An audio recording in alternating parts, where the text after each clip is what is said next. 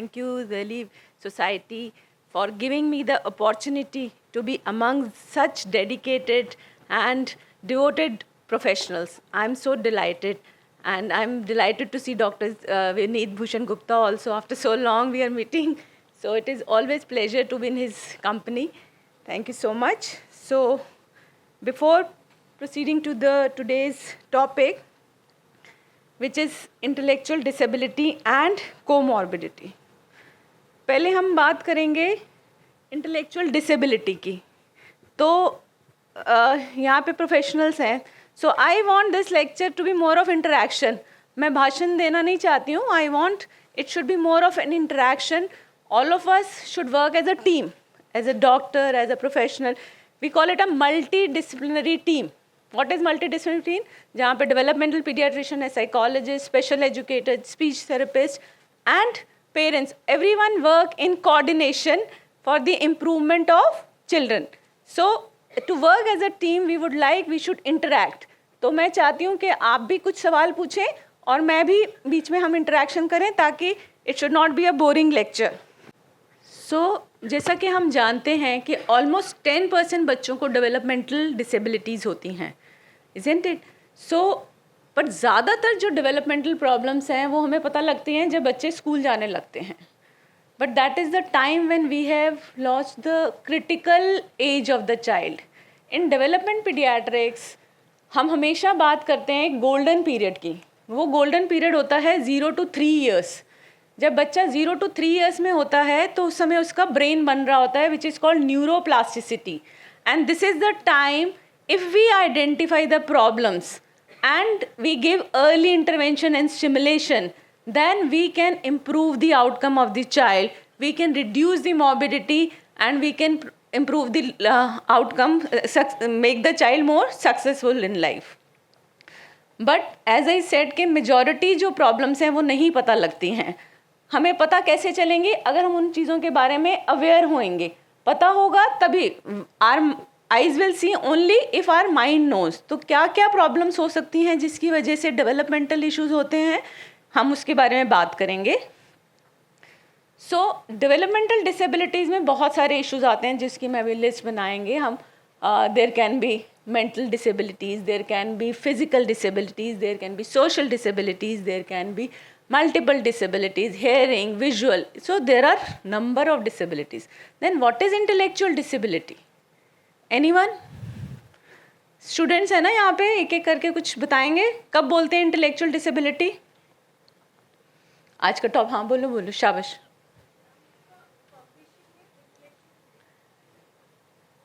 बोलो बोलो, very good. Yeah. When a child faces difficulties to think और उसको cognition development में problem है और हम देख के we can identify that the person is suffering from ID or yes ma'am. Cognition में एक हो गया प्रॉब्लम, ठीक है. Yes, बढ़िया. ma'am. और and the multiple disabilities fall in the intellectual, like साथ साथ ना मैम बहुत सारे प्रॉब्लम्स होते हैं. जैसे कि अब तक हमें एक्सपोजर मिला है स्टूडेंट्स के साथ, तो ma'am they faces a combinations of complexions like you know physicals और even the physiological. Okay, thank you so much. So जैसा कि अगर मैं बोलूँ कि एक फीवर आ रहा है किसी को, तो टाइफाइड भी फीवर है, मलेरिया भी फीवर है, कोविड भी फीवर है, सब कुछ फीवर है. But everything is not same. हर एक का ट्रीटमेंट अलग है. Similarly when we talk about developmental disabilities, we should have some clarity about what are the developmental different types of developmental disabilities. So intellectual disability is one type of developmental disability. It is a disability which is characterized by intellectual functioning difficulty. That is, बच्चे को सोचने में, thinking, reasoning and problem solving में दिक्कत है. पर the definition does not include only intellectual functioning. खाली IQ को नहीं include करता. जितनी भी हम intellectual disability की बात कर रहे हैं, ये measurable होता है. Let's understand. All of us are aware about IQ testing. तो ठीक है, तो कितने से कम हो तो हम बोलते हैं इंटेलेक्चुअल डिसेबिलिटी है? यस, वेरी गुड, ठीक है, तो वो मेजरेबल है। पर खाली 70 नहीं हम लेते, along with intellectual functioning we in the definition we include that there has to be a adaptive functioning deficit. that means बच्चे को रोज़मर्रा के काम करने में दिक्कत आ रही है, वो दिक्कत जो है हो सकती है सोशल काम में हो, जैसे कि इंटरपर्सनल कम्युनिकेशन, फ्रेंडशिप बनाना, कंसेप्चुअल डिफ़िकल्टी हो सकती है, पढ़ाई, रीडिंग। तो सिर्फ पढ़ाई का मतलब इंटेलेक्चुअल डिसेबिलिटी नहीं होता, ओके पढ़ाई नहीं करने के बहुत सारे कारण हैं, वो हम अभी आज के लेक्चर में नहीं कर पाएंगे, but there are multiple reason for poor school performance as well. So because of intellectual disability there will be social difficulties, there will be conceptual difficulties and there can be practical skill deficit. Practical skill मतलब personal care, organisation, community care, ये सारी चीज़ें बच्चा जो है अपने आप की देखभाल करने में उसको दिक्कत आ रही है, this is called intellectual disability. So intellectual disability is a umbrella term, okay, इसके अंदर में अब वेरियस चीज़ें आएंगी। अब कब से कितनी उम्र के बाद बच्चे, अगर हमारे पास 4 साल का बच्चा है तो हम उसको इंटेलेक्चुअल डिसेबिलिटी बोलेंगे? कब बोलेंगे? No no no no after 6 years, 6 years is the time. 6 साल से जब छोटा बच्चा है तो हम IQ नहीं करते हैं, 6 साल के बाद हम IQ टेस्टिंग करते हैं, and if the IQ testing shows IQ of less than 70, then we say along with adaptive functioning deficit we say it is intellectual deficit.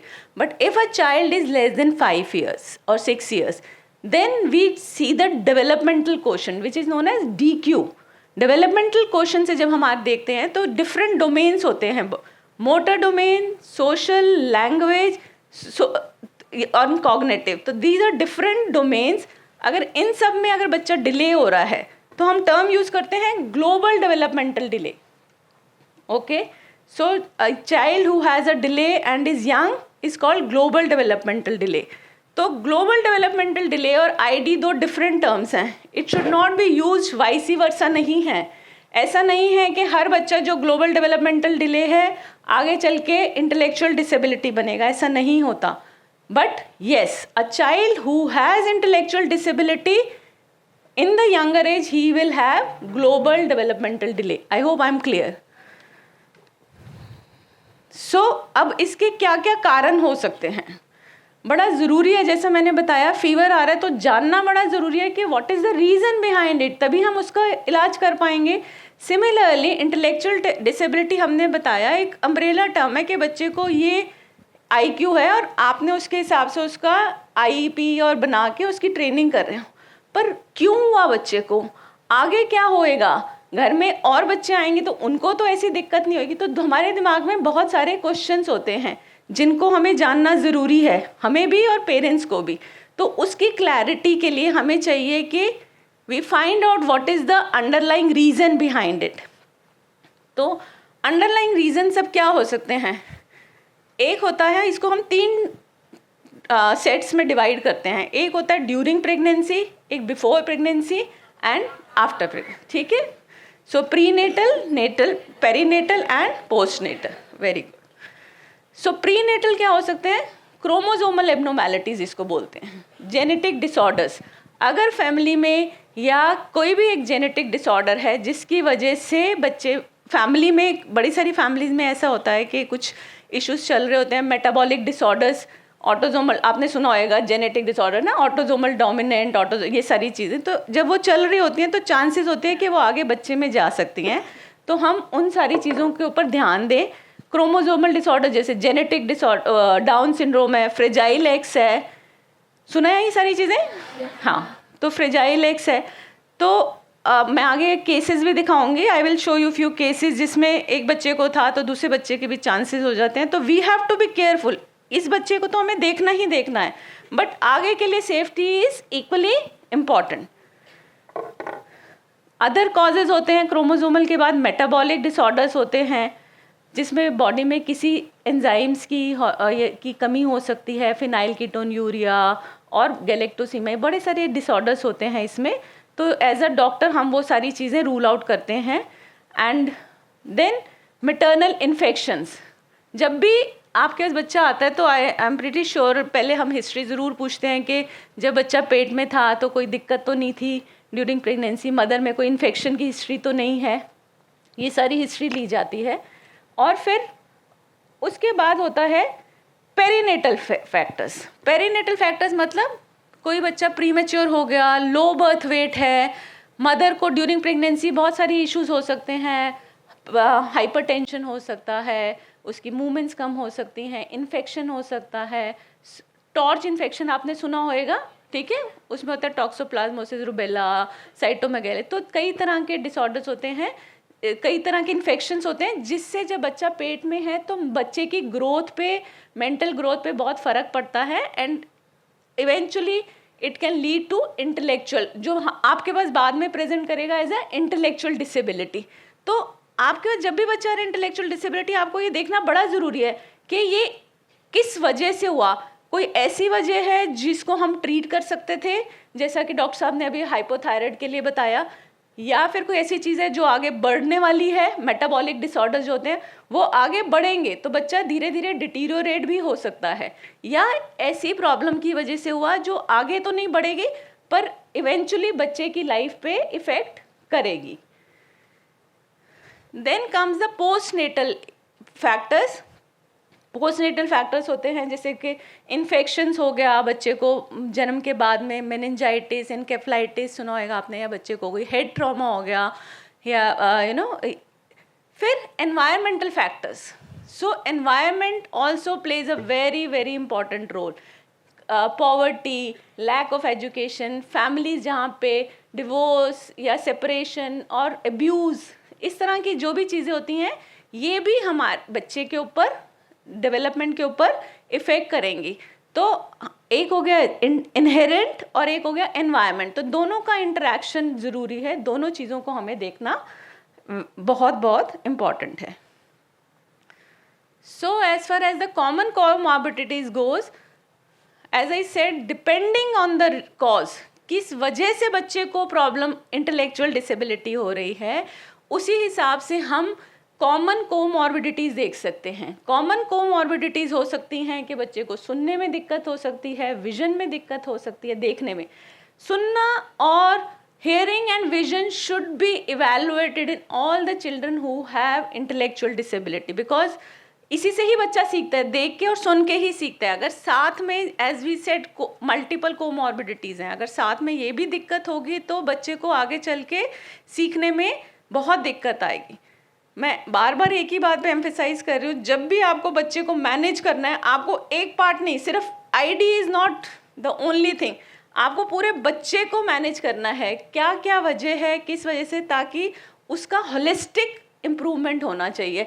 सिर्फ बच्चा 2 नंबर ज़्यादा ले आया इज़ नॉट इनफ, बच्चे का holistic improvement is very very important, और वो तभी होएगा when you have the full plan in your hand.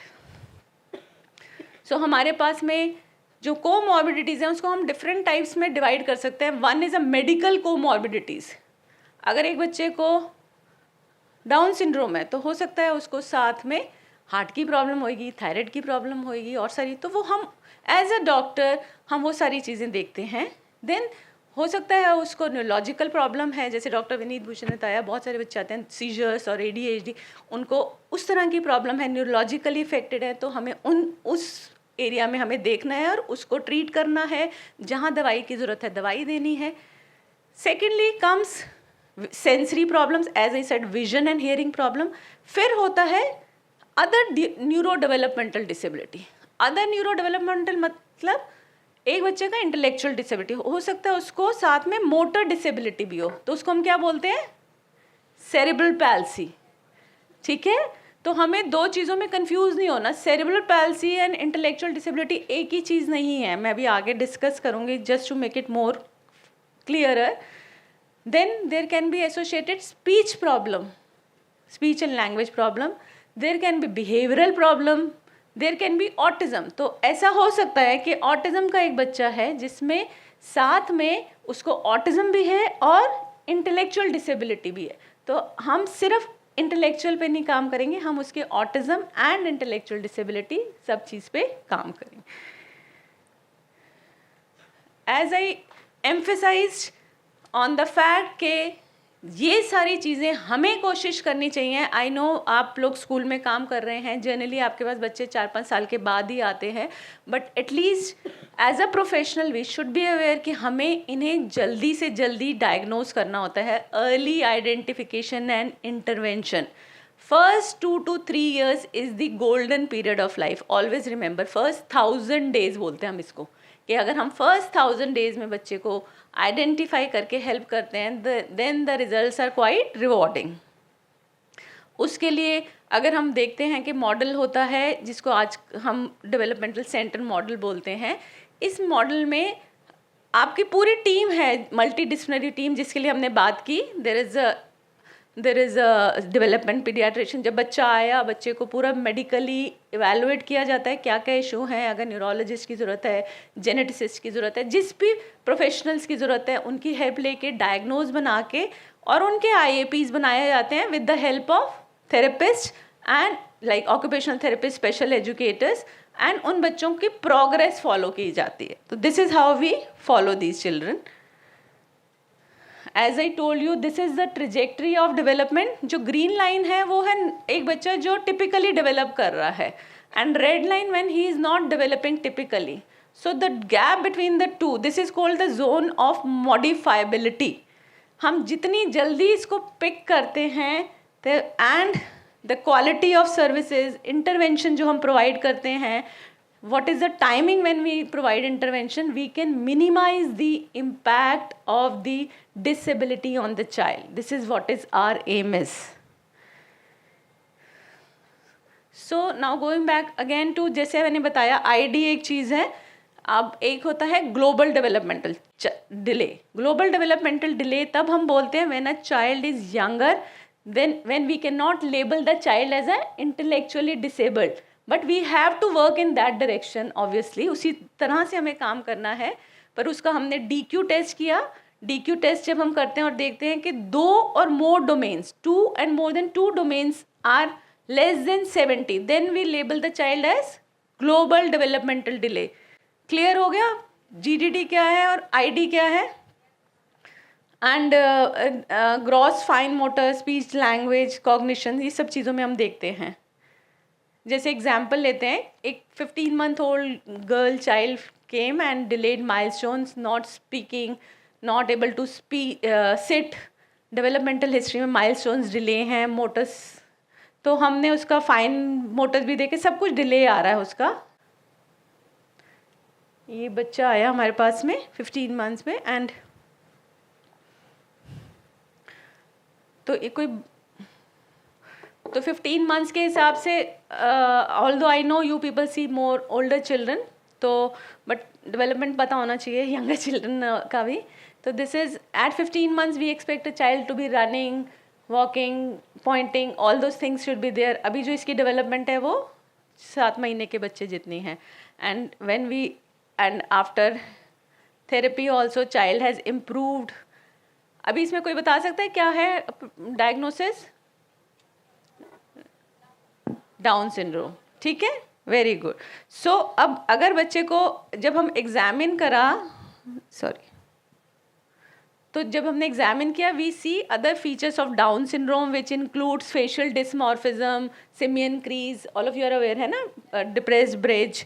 तो फिर हमने इसकी टेस्टिंग करा के, then when we talk about comorbidities, तो फिर हम एसोसिएटेड कोमॉर्बिडिटीज़ देखेंगे. जैसे कि 40% चांस होता है कि बच्चे को हार्ट प्रॉब्लम हो सकती है, तो इन बच्चों का इकोकार्डियोग्राफी बहुत ज़रूरी होती है. थायराइड प्रॉब्लम बहुत बच्चों में होती है जब बच्चे को डाउन सिंड्रोम है, 50% चांस है कि उसको थायराइड हो सकता है, तो थायराइड टेस्ट करना ज़रूरी होता है, that to every early. GI dysfunction, hematological, इन बच्चों में कई बार ल्यूकीमियास के भी चांसेस होते हैं, तो हमें इन रेगुलरली एवरी ईयरली इनका ब्लड प्रोफाइल करते रहना होता है. And when child starts going to school, ये आप लोगों के लिए बहुत ज़रूरी है, क्योंकि जब बच्चा यहाँ पे आ रहा है स्कूल में 4-5 साल का, एक बारी उसका atlanto axial dislocation, that means cervical spine का एक्सरे होना ज़रूरी है, क्योंकि इन बच्चों में अगर बहुत ज़्यादा चांस होता है कि एटलैंटो एक्सियल डिसलोकेशन हो सकता है। अगर वैसा कुछ है तो हमें एडिक्वेट प्रिकॉशंस लेने हैं। So this is how we proceed कि किस बच्चे को हमें कैसे डायग्नोज करना है। Then comes a term cerebral palsy. कोई बताएगा सेरिब्रल पैल्सी क्या होता है? अपने आप बताओ, बताओ बताओ, आप बताओ। थर्ड, यस यस, हाँ हाँ बोलो बोलो, कुछ नहीं होता। बोलो। सेरेब्रल पाल्सी में क्या होता है कि हमारे ब्रेन में एक सेरेब्रम पार्ट होता है, उसमें डैमेज होने की वजह से वो सेरेब्रल पाल्सी होता है। ठीक है, तो होता क्या उसमें?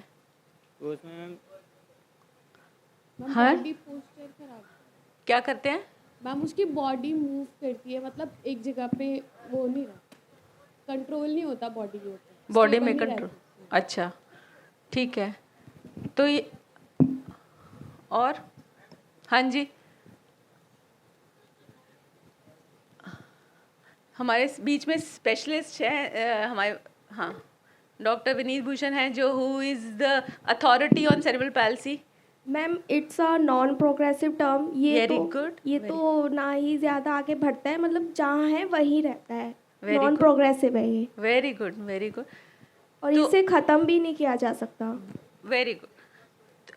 अब पहली लाइन बहुत अच्छी बोली आपने, पर अब क्या होता है, cerebral palsy is a non progressive disorder of the brain. It is brain में इंसल्ट हुआ आपके, दैट इज द इंसल्ट, जो इंजरी हुई है वो नॉन प्रोग्रेसिव है, पर जो बच्चे की प्रेजेंटेशन है वो बदलती रहती है। और जो सेरेब्रल पैल्सी है is a disorder of tone and posture. ठीक है, बच्चे की टोन एबनॉर्मेलिटी हो सकती है, जैसे ये नॉर्मल हाथ है, हो सकता है वो टाइट हो सकता है लूज हो, दोनों हो सकते हैं। तो वो किस तरह की टोन एबनॉर्मेलिटीज़ हैं ये डॉक्टर साहब देख के बता सकते हैं। तो ये बहुत ज़रूरी है। ज़्यादातर क्या होता है, हम इंटेलेक्चुअल डिसेबिलिटी और सेरेब्रल पैल्सी को एक ही कोई बच्चा फिजिकली जिसको डिसेबिलिटी हम कहेंगे ये तो आईडी बच्चे इंटेलेक्चुअल डिसेबल्ड है, ये तो मेंटली रिटार्डेड है, we try to use loose terms. ऐसे नहीं करना, साइंटिफिक, आप लोग पढ़े लिखे ट्रेन प्रोफेशनल्स हैं, साइंटिफिक टर्मिनोलॉजीज यूज़ करनी है। So cerebral palsy is a disorder of tone and posture due to the insult to the growing brain, and that too is a non progressive lesion. अब ऐसा हो सकता है कि क्योंकि ब्रेन के ऊपर इंजरी हुई है तो ऐसा हो सकता है सेरेब्रल पैल्सी के बच्चे को इंटेलेक्चुअल डिसेबिलिटी भी हो, then we call cerebral palsy with intellectual disability. और ऐसा भी हो सकता है कि इंटेलेक्चुअल डिसेबिलिटी ना हो। स्पैस्टिक डायप्लीजिया जैसे बहुत कॉमनली प्री मैच्योर बच्चों में देखा जाता है, तो बच्चे को सिर्फ चलने में दिक्कत है, बट अदरवाइज बच्चा इंटेलेक्चुअली बिल्कुल ठीक होता है। तो इसलिए दोनों टर्म्स को आपको सोच समझ के अप्रोप्रिएटली यूज़ करना है। So I will just give you example of cerebral palsy. जैसे ये बच्चा है जो 6 महीने पे है, बट ये बच्चा ऐसा लगता है, अगर आप पहली पिक्चर में देखेंगे ऐसा लगता है कि उसने गर्दन संभाल ली है ना, but when you actually examine the child, when the child is examined by a trained doctor, then you will see कि उसकी गर्दन संभली नहीं है। वो जब उठाने की कोशिश कर रहे हो तो उसको हेड लैग बोलते हैं, इसको हेड लैग है। सो जब भी हेड लैग है तो that means the child has not achieved the milestones for his age. So that is an indicator that child is probably developing cerebral palsy or some motor delays. तो हमें उस direction में काम करना चाहिए। Okay तो एक एग्जाम्पल मैं देती हूँ। यहाँ पे एक केस होता जिसमें 2-year-old boy was brought with the complain कि वो बैठता नहीं है, ग्रॉस मोटर डिले था उसको। जब उसकी हिस्ट्री वगैरह दी तो उसमें कोई इन्फेक्शन नहीं, पेरीनेटल, नेटल, पोस्टनेटल सब ठीक था। एग्जामिनेशन में भी ये बच्चे की पिक्चर है, फ्लैट आई, ईयर प्रोमिनेंट है, बाकी सब उसका ठीक था। डेवलपमेंट हिस्ट्री में भी हमने देखा तो वो there was a head holding delay था, 6 months पे हेड होल्डिंग आया था, नॉर्मली 4 months पे आ जाता है। 6 महीने में बच्चे को बैठना चाहिए, यहाँ पे बच्चा 12 महीने बैठा, तो सारे मोटर माइलस्टोन्स उसके डिले हो रहे थे। तो जब हमने फैमिली हिस्ट्री डिटेल में देखी तो हमें, और इस बच्चे को सेरेब्रल पैल्सी करके ट्रीट किया जा रहा है, but when we went into the detailed history, तो फैमिली हिस्ट्री में द एल्डर ब्रदर, जो बच्चे का बड़ा भाई, उसको भी सेरेब्रल पैल्सी डायग्नोज हुआ था। पर कोई जेनेटिक टेस्ट नहीं हुए थे और उसको ट्रीटमेंट मिल रहा था सेरेब्रल पैल्सी के लिए। तो जब भी फैमिली में हिस्ट्री हो, ये आपको इसलिए दिखाया है, जब भी फैमिली में ऐसी हिस्ट्री हो बहुत ज़रूरी है कि उसको इन्वेस्टिगेट, जेनेटिक पर्पस से उसको इन्वेस्टिगेट किया जाए। तो जब हमने इन्वेस्टिगेट किया बच्चे का डेवलपमेंट डिले था सारा, as you can see motor specially बहुत डिले है। तो और जेनेटिक डिसऑर्डर हमने क्यों सोचा, क्योंकि ब्रदर में भी सिमिलर फिनोटाइप था और हमारे को रिस्क फैक्टर पेरीनेटल नेटल कोई भी रिस्क फैक्टर नहीं मिला था जिसकी वजह से बच्चे के ब्रेन पे इंजरी हो। तो इसीलिए हमें जेनेटिक फैक्टर सोचना चाहिए। तो जब हमने उसका MRI किया तो हमने देखा कि उसमें कुछ चेंजेस आ रहे हैं, हाइपर इंटेंस एरियाज। और जब हमने उसकी जेनेटिक टेस्टिंग की तो एक जेनेटिक डिसऑर्डर होता है जिसको हम बोलते हैं पेलिजियस मेर्ज़बर्ग डिजीज़। डॉक्टर विनीत भूषण ज़्यादा बेहतर बता पाएंगे इसके बारे में बाद में आपको। तो अगर ऐसा होता है तो हम जब भी हम जेनेटिक डिसऑर्डर किस लिए डायग्नोस करते हैं, बड़े सारे लोग आएंगे आपको, मैम इसको तो प्रॉब्लम हो ही गई तो अब हम क्यों करें।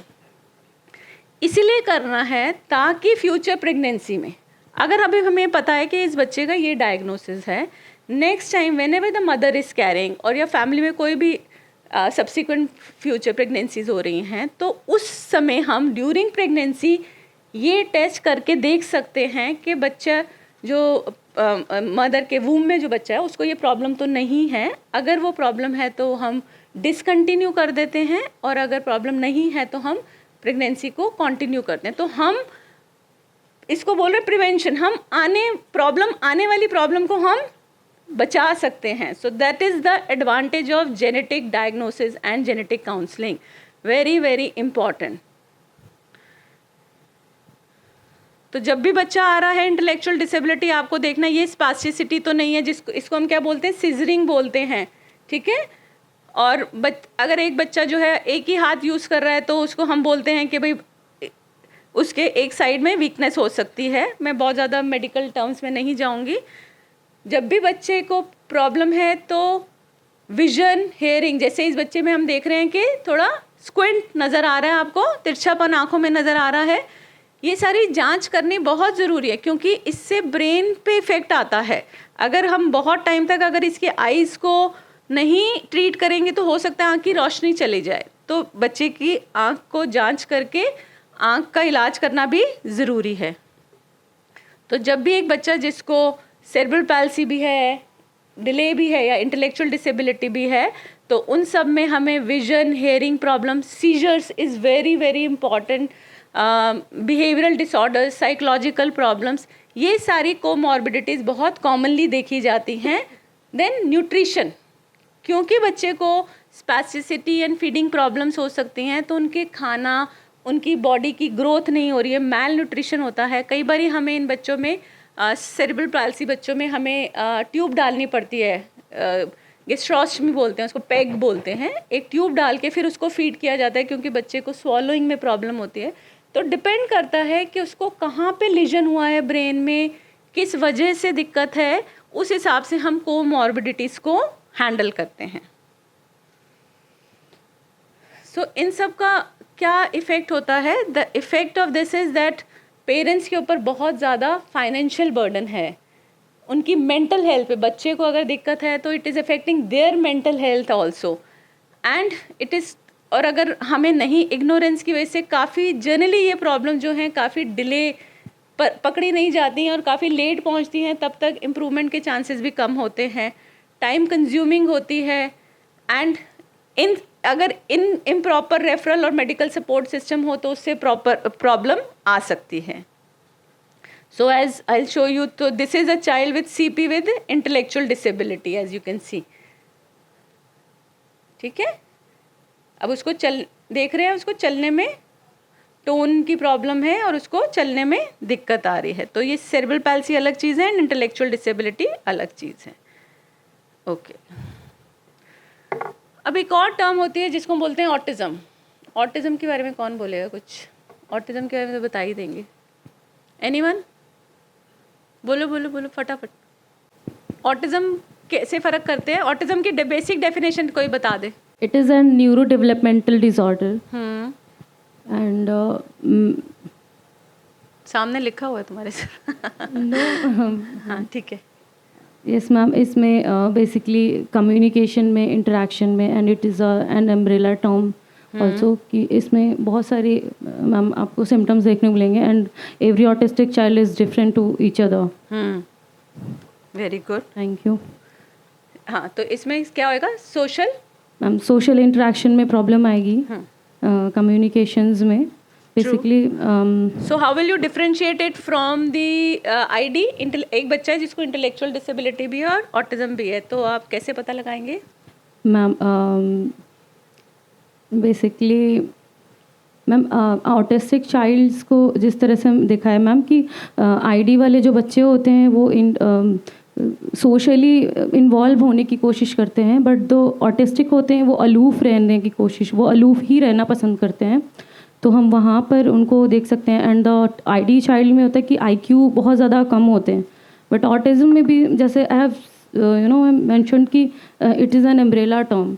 तो उसके साथ ये ऐसा नहीं है कि एक ऑटिस्टिक चाइल्ड है तो एक चीज़, एक फील्ड में अगर वो चाहे तो वो अच्छा कर सकता है, depending on the range like. So intellectual disability जो है, जैसा हमने कहा, ऐसा नहीं है कि बहुत ज़रूरी कम होता है, 70 से कम होता है, माइल्ड भी हो सकता है, मॉडरेट भी हो सकता है, सीवियर भी हो सकता है, profound. So it varies from degree that you all people know. अब रही बात ऑटिज्म की। ऑटिज्म जो है is a disorder of social communication and social interaction. अब सोशल इंटरेक्शन इंटेलेक्चुअल डिसेबिलिटी में भी कम होगा, जैसे हमने बताया था एडेप्टिव फंक्शनिंग कम है, बट एटलीस्ट वो अपनी उस एज के हिसाब से काम कर रहा होगा। फॉर एग्जांपल एक 6 साल का बच्चा और उसका आईक्यू जो है हम कह रहे हैं 3 साल वाले बच्चे जितने हैं, तो एटलीस्ट उसका सोशल इंटरेक्शन 3 इयर्स वाला होएगा। अब अगर उसका सोशल इंटरेक्शन और सोशल कम्युनिकेशन उससे भी ज़्यादा कम है, that means there is a further more deficit in social interaction and social communication along with restricted and repetitive behavior. बहुत ज़रूरी है कि हमें ऑटिज़म की डेफिनेशन क्लियर होनी चाहिए। Autism is a disorder of social interaction and communication along with restricted and repetitive behaviour. क्योंकि ज़्यादातर हम क्लिनिक्स में देखते हैं कि बच्चे को खाली आईडी करके या खाली एडीएचडी करके ट्रीट कर रहे होते हैं, जबकि उस बच्चे में आईडी प्लस ऑटिज़म होएगा। तो आपको इंटेलेक्चुअल डिसेबिलिटी के बच्चे में प्रोएक्टिवली देखना है ऑटिज़म के फीचर्स, बहुत ज़रूरी है। क्योंकि मैंने बताया जब तक आपका डायग्नोसिस ठीक नहीं होएगा, ट्रीटमेंट इफेक्टिव नहीं रहेगा। आप बेस्ट प्लान भी बना लें, diagnosis has to be correct. Let's take this example. 4.5 year old boy came from UP, no speech, behavioural concern आ रहे हैं, टो वॉकिंग आ रही है, बर्थ हिस्ट्री बिल्कुल ठीक थी, कोई प्रॉब्लम नहीं है, इन्फेंटाइल सीजर्स की हिस्ट्री है, डिलेड माइलस्टोन्स हैं, बैबलिंग इसका लेट आ रहा है, सोशल रेपिटेटिव बिहेवियर्स में इश्यूज आ रहे हैं। As you can see this is child who is not speaking, speech delay है बच्चे का, बात नहीं करता है, ध्यान नहीं दे रहा है, टो वॉक कर रहा है, ठीक है। So he is a child who is in his own world, जिसको हम कहते हैं कि अपनी धुन में रहना, ठीक है। अगर then comes how does he play with the toy, if you will see the quality of play is different. बच्चे को प्रॉपरली खेलना चाहिए। अगर उसको बैंग करने को, उसको बजाने के लिए दी गया है जाइलोफोन, तो he has to play with the xylophone, but what he is doing is just banging the xylophone. So functional play, he doesn't know the functional play, कैसे खेलना है, क्या खेलना है। So this is one of the deficit of autism. This is body movements or stereotypic movements. As he is busy playing with his hands and walking on the toes and no social interaction. So any child who comes with features suggestive of autistic spectrum disorder should be looked for. ठीक है। तो हमने इसका when we did the developmental evaluation, we found the developmental quotient is less than 17 motor and less than 15 language and cognition. अगर हम सिर्फ test कर दें, normally what I have seen, क्या बच्चा डिले है उसका, somebody has done the test, खाली टेस्ट की कोई सिग्निफिकेंस, अगर आप खाली एक DQ करके दे देंगे इस बच्चे का, तो इसका लैंग्वेज कॉग्निशन सब 50-50, तो GDD बन गया। But we do not know the exact reason. Like as a doctor Bhushan can also tell, अगर हमारे पास एक खाली रिपोर्ट लेके कोई आ जाए, जी ये ब्लड की रिपोर्ट है बताओ, you have to always correlate clinically. बच्चे में क्या सस्पेक्ट कर रहे हैं, हम कौन सा टेस्ट कर रहे हैं. आपने खाली DQ कर लिया, it does not make any difference. आपको DQ के साथ में ऑटिज्म के लिए भी टेस्ट करना है, सेंसरी के लिए भी टेस्ट.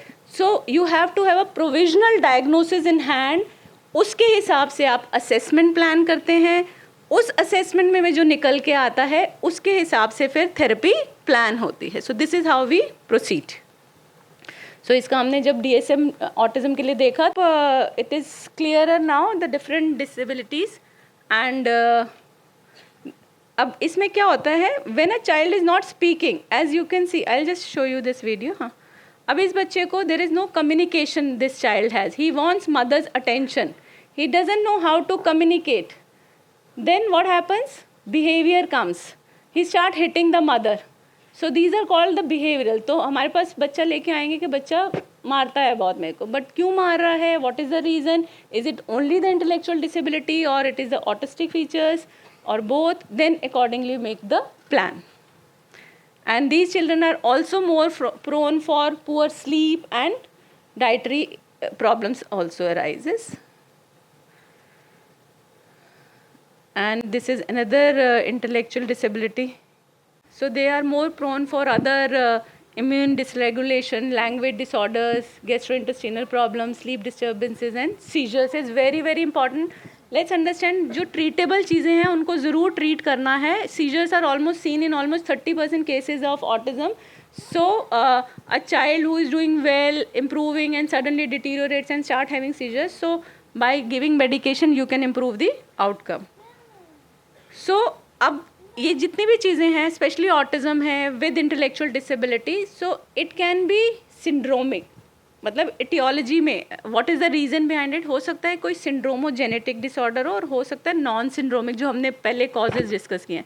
तो डिफरेंट सिंड्रोम्स होते हैं, जैसे फ्रिजाइल एक्स सिंड्रोम है, डाउन सिंड्रोम है. This is a child who was brought to us with the history of delayed development. Intellectual disability हमने सस्पेक्ट किया था, फिर हिस्ट्री ली तो हमने देखा ब्रदर में, elder brother also had the similar history, and then mother also had was also slow learner और mild intellectual disability की हमें हिस्ट्री मिली. So then we investigated the family tree and we investigated and found कि the child had fragile X. तो अगर हम थोड़ा सा अलर्ट रह के पहले ही बच्चे में कर ले तो चांसेस है कि हम आने वाली प्रेगनेंसी, आने वाले बच्चे का हम प्रिवेंट कर सकते हैं. Having a child with disability is not easy.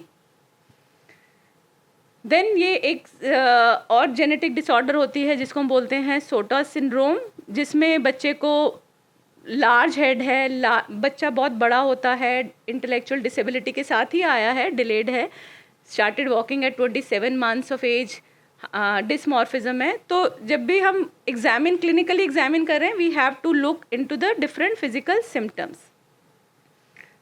This is another case where a 3-year-old female child was brought with delayed speech and there was no cooperative play. Dysmorphism है इसमें.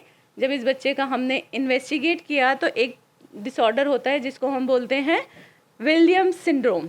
तो अगर जब बच्चे को विलियम सिंड्रोम हम suspect कर रहे हैं तो पहले तो हमें क्लिनिकली सस्पेक्ट करना होता है, फिर हम उसके लिए ब्लड टेस्ट करते हैं, और जब भी इसमें आता है तो हमें बाकी हार्ट की और ब्लड वेसल्स होती हैं बॉडी में, उन सब की सिचुएशन हमें देखनी होती है. Then comes Angelman. This is another disorder जो अगर आप लोग ये एक बारी देख लोगे ना तो आप भूलोगे नहीं है actually. So once you have seen you will not forget. This is called happy puppet syndrome, जिसमें बच्चा जो है बहुत ही स्माइली है, लाफिंग है all the time, had delayed milestone, severe cognition impairment होती है. तो हमारे पास में इंटेलेक्चुअल डिसेबिलिटी विद और विदाउट ऑटिज्म प्रेजेंट करते हैं, with seizures is also seen quite often. Then this is a child who is 2-year-old baby was brought with the delayed milestones, mild hypotonia. ये देखेंगे अगर इस बच्चे को जो दिक्कत थी कि पूरा टाइम हाथों से खेलते रहता था, there was a history of neuro regression, और अपने हाथों से पूरे टाइम खेलते रहते हैं, एंड ऑटिस्टिक फिनोटाइप था.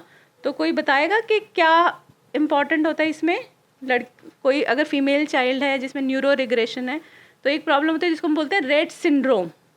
ओके, ये भी ऑटिज्म का ही एक पार्ट होता है. उसके लिए हमने इन्वेस्टिगेट किया तो इसका जीन पॉजिटिव आया था उस चीज़ के लिए. So now we have talked about intellectual disability जो है सीपी के साथ हो सकता है, ऑटिज्म के साथ हो सकता है. फिर उसमें एकेडमिक इशू आ सकते हैं, poor communication, poor understanding, social behaviour, ये सारी चीज़ें आ सकती हैं. तो अ child with intellectual disability can have a language disorder also, so they can coexist. So there was a child like this who presented to us with the specific language impairment.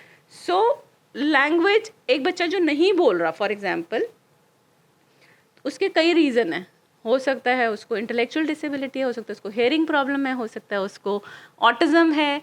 So we have to evaluate and there can be specific language impairment. तो this child has intellectual disability along with specific language impairment. This is a child who was diagnosed with the specific language impairment. So we have talked about what are the comorbidities, but if they are treated well and given appropriate treatment, they can do very very well.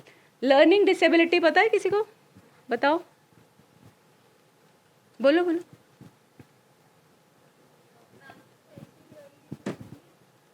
Is a neurological condition that affects a person's ability to acquire academic skills.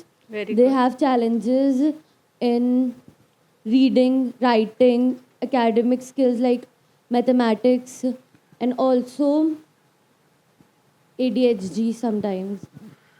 How will you differentiate it from the intellectual disability? Ma'am, intellectual disabilities में issues जो आते हैं वो mostly cognitive functioning में आते हैं. That is reading, writing. या तो स्पेसिफिक लर्निंग डिसेबिलिटीज़ भी कहीं ना कहीं लाइक वो करता ही है उसमें. मैम आईडी में बिलो 70 होते हैं ना हाँ. आईक्यू लेवल, बट एसएलडी में ऐसा नहीं होता, उसमें अबव एवरेज होता है IQ. Yes, very very important. That's the differentiation between intellectual disability and learning disability. A learning disability when the child has average or above average intelligence but still has language processing difficulty. उसको reading writing में problem है but intellectual disability नहीं है. Once you have ruled out intellectual disability तभी आप उसको SLD बोलेंगे. Okay, so this is a IQ जो है इसमें 85 और 90 से ऊपर होएगा in a child who has a learning disability. So these children also needs help from a special educator. You give remediation and आप वो सब आप लोग जानते ही हैं how to help these children. So before ending, I will just show you some success stories. This is a child who was diagnosed by us when the child was in class 2 as learning disability. And now this child has become doctor, has cleared his medicine and is joined the post graduation. This is a child who was diagnosed with autism at 2 years, and at 5 years he was the best child. He was given the best child award by the school. And then this is a child with Down syndrome. I have seen this child from day one. This is the Sarthak we have Sarthi Support Society, which I told you, an NGO. So this child has now Down syndrome, has done his BCom and is working as a data analyst in a company. So we can do wonders if we give appropriate treatment to these children. Thank you so much. Now we would like to open the floor for a question and answer session. Hello, ma'am. हाँ जी. Ma'am, I'm from Okla Center, teacher student. And my question is, are there any specific comorbidities that are very challenges to treat and diagnose? Sorry, I didn't get the question. फिर से बोलो एक बारी दोबारा से. Yeah. Are there any specific comorbidities that are challenges to diagnose and treat in ID children? I think every child is a new puzzle for us. सारी चीज़ें challenging होती हैं टू डायग्नोज. आप डायग्नोज करने के बाद में और ट्रीटमेंट के बाद में रेट्रोस्पेक्टिवली कहना हमारे लिए आसान होता है, अच्छा इसका ये था and he is improve.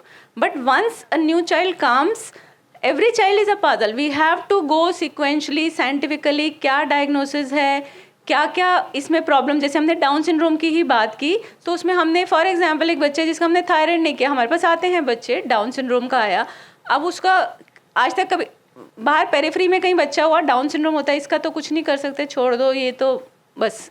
So this is how the perception is. पर अगर हम बच्चे के साथ में आप लोग इंटरवेंशन करते हैं, उसकी सारी कोमॉर्बिडिटी, उसकी हार्ट की प्रॉब्लम, हार्ट सर्जरी हो जाती है उसकी, अगर उसको ज़रूरत है थायराइड की दवाई मिल जाती है, ये सारी चीज़ें करने से हम बच्चे को नियर नॉर्मल लाइफ दे सकते हैं. So all diagnosis of all comorbidities is challenging, पर अगर हमें पता है कि हम किस डायरेक्शन में काम कर रहे हैं, then probably scientifically we know कि हाँ इस बच्चे में ये प्रॉब्लम्स होंगी. तो फॉर्चुनेटली मेडिसिन आजकल काफ़ी एडवांस हो गई है, काफ़ी टेस्ट आ गए हैं हम लोगों के पास में, जिससे हम डायग्नोसिस में हमें आसानी हो गई है. Ma'am good morning ma'am, I am from TTI Okhla Center. I want to ask कि are there any co-occurring mental health conditions that come along with intellectual Yeah, very disability? important. Yes, mental health is another important. I have not, because of lack of time, I have not touched on that part because it itself is a big area. इन बच्चों में ADHD, anxiety, depression, सारी चीज़ें these are very very common, पर majorly ADHD is also seen. पहले हम लोग सोचते, and ASD as I told you. So all these children are more prone for mental disorders as well. So as they grow older, in younger children, these are जो हमने बात किया, these are the common developmental issues which come up. But as the children are in adolescent and an older age group, then definitely we have to keep an eye on the mental disorders. ADHD is also a very very common disorder which is seen. पहले हम सोचते थे कि बच्चे को hyper active है, intellectual disability है और ऑटिज्म है, तो हम इसको ADHD नहीं डायग्नोस. आजकल ऐसा नहीं है. These are separate entities and they can coexist also. तो जब हम ट्रीट कर रहे हैं तो हमें हर एक चीज़ को दिमाग में रखना है. Good morning ma'am, I am Suhani from institute of rehabilitation. Ma'am मेरा क्वेश्चन ये है कि SLD जो है वो क्यूरेबल है या फिर वो परमानेंट है लाइफ लॉन्ग के लिए? लेट्स अंडरस्टैंड बेटा, जितनी भी ये डिजीज, जितनी भी हम डिसेबिलिटीज़ की बात करते हैं ना, there is no cure. These are life long conditions. These are not ये कोई खांसी जुकाम या वायरल बीमारी नहीं है कि 7 दिन 10 दिन में ठीक होती है. These are life long condition. The child is wired like that. यहाँ पे हमारा जो काम होता है, जो उसकी इम्पैक्ट आ रहा है उसको हम मिनिमाइज़ करते हैं थ्रू इंटरवेंशंस. फॉर एग्जांपल जैसे मैंने बच्चा दिखाया, SLD का बच्चा था, उसको हमने अगर जल्दी पिक कर लिया था क्लास 2 में ही, एंड हमने उसको थ्रू आउट इंटरवेंशन हेल्प करा, now child can grow out of it. तो ऐसा नहीं है कि उसकी SLD चली गई, उसकी जो लैंग्वेज प्रोसेसिंग की डिफ़िकल्टी है वो होती है, बट वो उसको ओवरकम करने के तरीके बता दिए जाते हैं. तो there is no cure for the disabilities, but you can minimize the impact of disability by the intervention program. Okay, thank you. Okay, thank you so much.